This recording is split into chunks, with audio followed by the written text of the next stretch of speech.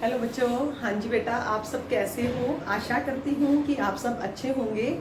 हाँ जी बेटा, हमने चैप्टर ग्रामर का चैप्टर 12 काल किया था। तो आज जो हम करने जा रहे हैं वो बालराम कथा का चैप्टर 7 सोने का हिरन। बालराम कथा का चैप्टर 7 सोने का हिरन वो करेंगे। इससे पहले हमने चैप्टर 5 और 6 भी रीड किया था। तो इसके भी छोटे छोटे क्वेश्चंस हैं, 5 और 6 के भी और 7 के भी। तो ये आप अपनी नोटबुक में छोटे छोटे मतलब 1 वर्ड का 1 सेंटेंस का बनेगा, तो आपको सेंड कर दूंगी और आप उसको अपनी नोटबुक के अंदर राइट कर लेना। तो जो चैप्टर 6 था उसके अंदर हमने लास्ट में जो पढ़ा था कि दंडक वन में राम, वहाँ उन्होंने जब वो पर्णकुटी में रहे तो वहाँ पे शूर्पणखा का उन्होंने मतलब शूर्पणखा को मारा था। तो शूर्पणखा रोती रोती रावण के पास चली गई और उसने रावण को बहुत बुरा भला कहा कि सीता, वहाँ उनकी जो पत्नी सीता है वो अति सुंदर है और मैं तुम्हारे लिए उसे लेने गई थी, तो जिसकी वजह से इन्होंने मेरा नाक काट दिया। तो इस तरीके से मतलब उसको भड़का देती है रावण को शूर्पणखा, और शूर्पणखा मारीच के पास जाता है और मारीच जो है वो बार बार मना करता है कि मैं वहाँ नहीं जाऊँगा, क्योंकि उसको पता है कि जो राम है वो भगवान है। लेकिन रावण इस चीज़ को मानता नहीं है और वो कहता है कि तुझे मरना तो है ही, चाहे तो उनके हाथों से मर, नहीं तो मैं तुझे मार दूंगा। तो ये इतना सुनते ही मारीच के दिमाग में ये बात आती है कि रावण के हाथों से मरने की बजाय मैं राम के हाथों से मरूं, वो ज़्यादा अच्छा है। तो वो एक सोने का हिरन का रूप लेकर वो जहाँ राम लक्ष्मण सीता पंचवटी में एक कुटिया बनाकर रह रहे हैं तो वो वहाँ से निकलता है, जिसको देखकर जो सीता है वो बहुत खुश होती है और उसे पाने का लालच करती है कि मुझे यही हिरन चाहिए, चाहे कुछ मर्जी हो जाए, मुझे तो यही हिरन लेना है।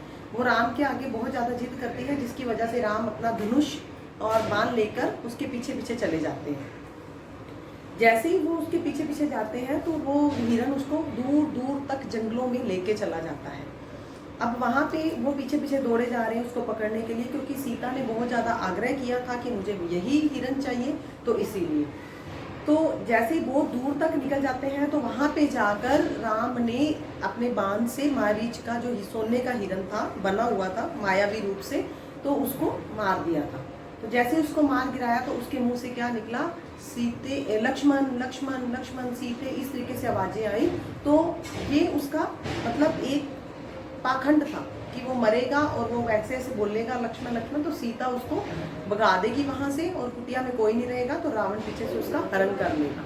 तो इस तरीके से वो जैसे ही राम की आवाज में चिल्लाया तो सीता ने लक्ष्मण को बहुत जिद करके उसको बहुत बहुत बुरा भला कहकर उसको बोला कि तुम जाओ, राम मेरे पति मतलब मुसीबत में है, तेरे को जाना चाहिए। लेकिन लक्ष्मण जी कहते हैं कि मैं आपको भाभी अकेला छोड़कर नहीं जाऊंगा, पर वो नहीं मानते। वो कहते नहीं आप जाओ, मुझे कुछ नहीं है, मैं यहाँ रह जाऊंगी। तो वो वहाँ लक्ष्मण जी क्या करते हैं, जो उनके छोटे भाई हैं राम के, वो लक्ष्मण रेखा बनाकर चले जाते हैं कि आप भाभी इस लक्ष्मण रेखा के बाहर पैर नहीं रखोगे। तो इस तरीके से जो इस कहानी के अंदर फिर लक्ष्मण वो पीछे राम के चला जाता है। तो यहाँ पे जो है रावण है वो सीता का हरण कर लेता है, क्योंकि अब दोनों भाई नहीं है और वो अकेली औरत इस राक्षस के आगे कुछ नहीं कर सकती, तो इसीलिए इस तरीके से वो सीता का हरण कर लेता है। इसके साथ मैं एक जो है सोने का हिरन, इसकी एक वीडियो डालूंगी, आप इस पूरे चैप्टर को ध्यान से सुनना, फिर उसके बाद हम इसके क्वेश्चन आंसर्स करेंगे। धन्यवाद।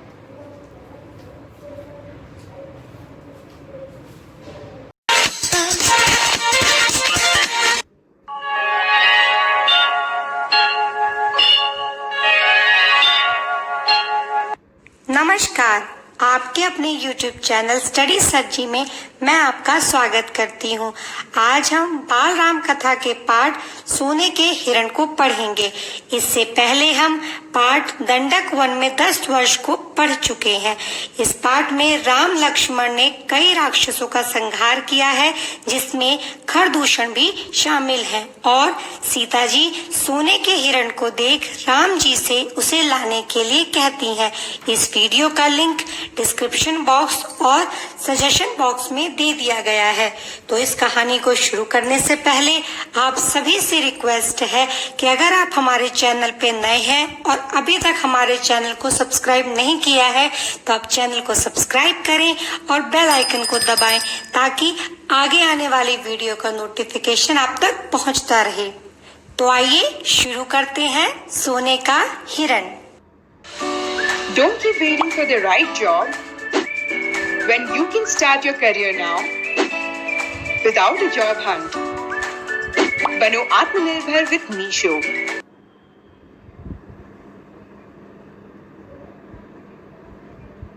यदि आपके बच्चे की उम्र 10 से 16 साल के बीच है तो आपको वेदांतु ऐप जो है ना उसे डाउनलोड करना होगा और 5 से 18 अक्टूबर के बीच इस ऐप के जरिए अपने बच्चे को रजिस्टर करवाना होगा। KBC special. राम को कुटी से निकलते देखकर मायावी हिरण कुलाचे भरने लगा।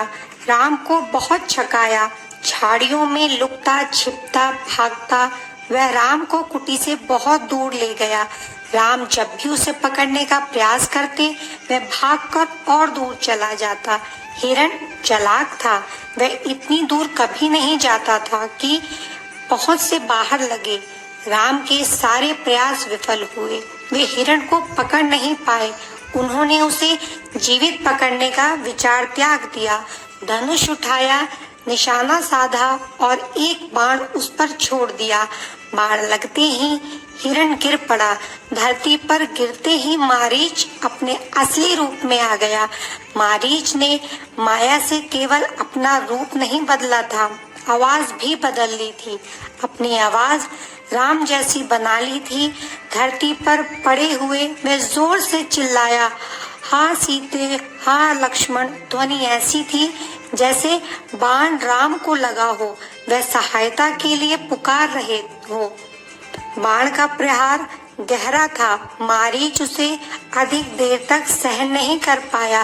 वह छटपटाता रहा, जल्दी ही उसके प्राण पखेरु उड़ गए। रावण एक विशाल वृक्ष के पीछे खड़ा था, वह प्रसन्न था, उसकी चाल सफल हो गई थी। मारीच ने अपनी भूमिका अच्छी तरह निभाई थी। अब तक सब कुछ वैसा ही हुआ जैसा उसने सोचा था। उसे राक्षस अकंपन की बात याद आ गई। सीता का हरण हो तो राम के प्राण निकल जाएंगे, वे निशक्त हो जाएंगे। वह अगले चरण की तैयारी में जुट गया। मारीच की पुकार राम ने सुनी, वह पास ही थे। उन्हें समझने में देर नहीं लगी कि पुकार की मंशा क्या है। मायावी मारीच की पूरी चाल उनके सामने खुल गई। हिरण जानबूझकर भागता रहा, उन्हें कुटिया से दूर ले जाने के लिए। वह षड्यंत्र का अगला चरण विफल करना चाहते थे। उनकी चाल में तेजी आ गई ताकि जल्दी कुटिया पहुंच सके। वह मायावी पुकार सीता और लक्ष्मण ने भी सुनी। लक्ष्मण उसका रहस्य तत्काल समझ गए, राम की तरह। उन्होंने बाण चढ़ाकर धनुष दृढ़ता से पकड़ लिया, चौकसी बढ़ा दी। वे राक्षसों की अगली चाल का सामना करने के लिए तैयार थे। साथ ही राम का आदेश उन्हें याद था, उनके लौटने तक सीता की रक्षा। लक्ष्मण की ओर से इसमें चूक की कोई संभावना ही नहीं थी। सीता वह आवाज सुनकर विचलित हो गई, घबरा गई, दौड़कर कुटिया के द्वार पर आई। उन्होंने लक्ष्मण से कहा, तुम जल्दी जाओ, जिस दिशा से आवाज आई है उसी ओर। तुम्हारे भाई किसी कठिन संकट में फंस गए हैं, उन्होंने सहायता के लिए पुकारा है। उनकी ऐसी कतार आवाज मैंने कभी नहीं सुनी। जाओ लक्ष्मण, जल्दी। आप चिंता ना करें माते, लक्ष्मण ने सीता को आश्वस्त करते हुए कहा। राम संकट में नहीं है, हो ही नहीं सकते, उनका कोई कुछ नहीं बिगाड़ सकता। हमने जो आवाज सुनी वह बनावटी है, मायावी राक्षसों की चाल है। मुझे कुटिया से दूर ले जाने के लिए आप निश्चिंत रहें, भाई राम जल्दी ही आते होंगे। सीता क्रोध से उबल पड़ी। लक्ष्मण का इस घड़ी में इतना शांत होना उन्हें समझ में नहीं आया। राम की आवाज सुनकर भी वे यहीं खड़े हैं, सहायता के लिए नहीं गए। सीता को इसके पीछे षड्यंत्र दिखाई दिया। लक्ष्मण की चाल, लगा कि लक्ष्मण राम का भला नहीं चाहते, उनके हितैषी नहीं है, चाहते हैं कि राम ना रहे, मारे जाए, ताकि राजपाट उन दोनों का हो जाए, उनके रास्ते का कांटा निकल जाए। तुम्हारा मन पवित्र नहीं है, कलुषित है, पाप है उसमें। मैं समझ सकती हूँ कि तुम अपने भाइयों की सहायता के लिए क्यों नहीं जा रहे हो। सीता ने यहाँ तक कह दिया कि कहीं वे भरत के गुप्तचर तो नहीं है। सीता की बातों से लक्ष्मण को गहरा आघात हुआ। उनका हृदय छलनी हो गया, पर उन्होंने पलटकर उत्तर नहीं दिया। संयम बनाए रखा, सिर झुकाकर सब चुपचाप सुन लिया। वे सीता की पीड़ा समझ पा रहे थे। केवल इतना बोले, हे देवी, यह राक्षसों का छल है। खरदूषण के मारे जाने के बाद वे बौखला गए हैं, किसी तरह हमसे बदला लेना चाहते हैं। आप उनकी चाल में ना आए, वे कुछ भी कर सकते हैं। मुझ पर विश्वास करें, राम को कुछ नहीं होगा। सीता का क्रोध और बढ़ गया। क्रोध में आंखों से आंसू बहने लगे। यह भी लग रहा था कि कहीं लक्ष्मण की बात सही ना हो। यह डर था कि राम के विछोह ना हो। उन्होंने कहा, राम से बिछुड़कर मैं नहीं रह सकती, मैं जान दे दूंगी। हे लक्ष्मण, तुम उन्हें लेकर आओ। लक्ष्मण राम के लिए राम की आज्ञा का उल्लंघन कर रहे थे। उन्होंने सीता को प्रणाम किया और राम की खोज में निकल पड़े। लक्ष्मण के जाते ही रावण आ पहुंचा। तपस्वियों जैसा जड़ाजूट, वैसे ही वस्त्र। सीता ने साधु समझकर उसका स्वागत किया। रावण ने सीता के स्वरूप, संस्कार और साहस की प्रशंसा की। उसने सीता का परिचय प्राप्त करने के बाद कहा, सुमुखी, मैं रावण हूँ, राक्षसों का राजा, लंकाधिपति। मेरा नाम लेने पर लोग थरथरा उठते हैं, लेकिन तुम सुंदरी हो, सबसे अलग हो। तुम्हारे लिए मैं स्वयं चल कर आया हूँ। मेरे साथ चलो, सोने की लंका में रहो, मेरी रानी बनकर।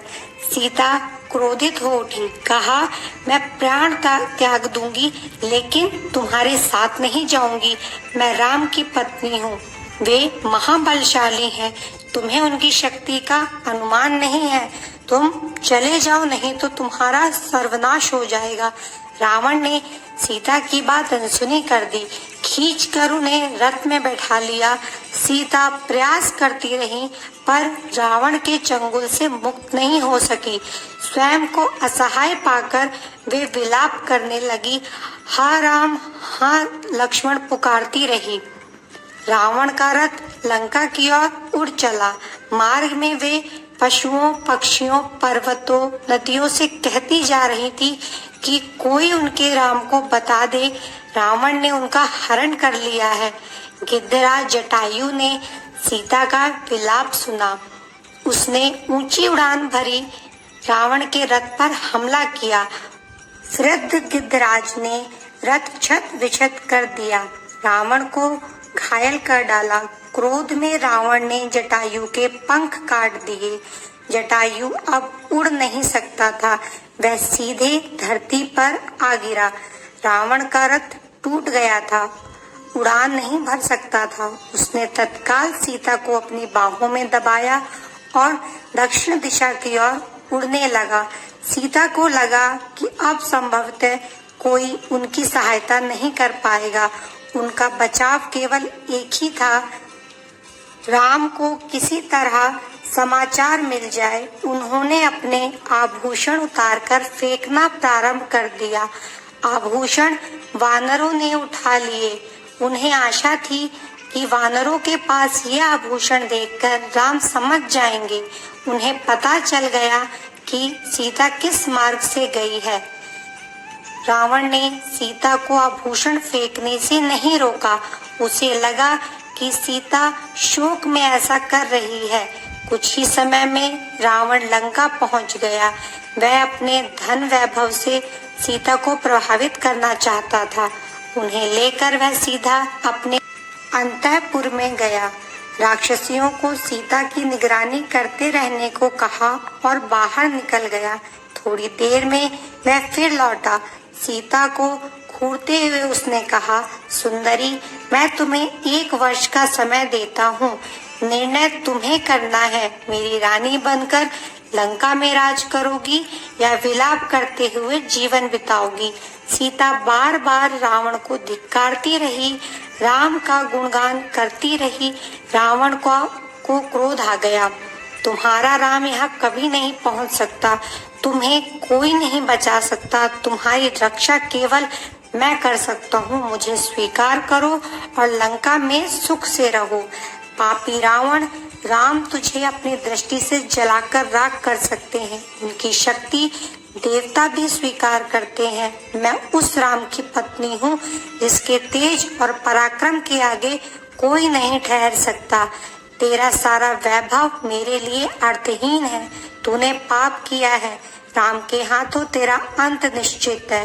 राम की इतनी प्रशंसा सुनकर रावण कुछ चिंतित हो गया। उसने सोचा खरदूषण को मारने वाला अवश्य शक्तिशाली होगा। उसने तत्काल अपने 8 सबसे बलिष्ठ राक्षसों को बुलाया, कहा तुम लोग पंचवटी जाओ, राम और लक्ष्मण वहीं रहते हैं, उनका एक एक समाचार मुझे मिलना चाहिए।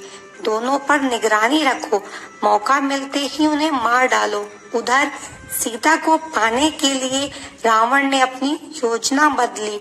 उन्हें अंतःपुर से निकालकर अशोक वाटिका में बंदी बना दिया गया, पहरा कड़ा कर दिया गया। राक्षसों राक्षसियों को स्पष्ट निर्देश थे, सीता को किसी तरह का शारीरिक कष्ट ना हो, इसके मन को दुख पहुंचाओ, अपमानित करो, लेकिन सीता को कोई हाथ ना लगाए। रावण ने सब कुछ किया पर सीता का मन नहीं बदला। वे बार बार राम का नाम लेती थी, शेरों के बीच हिरनी की तरह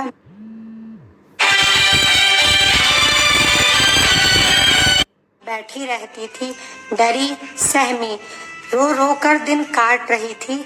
सोने के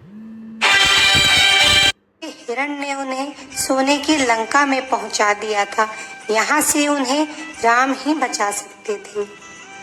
थैंक्स फॉर वॉचिंग। अगर आपको यह वीडियो पसंद आई हो तो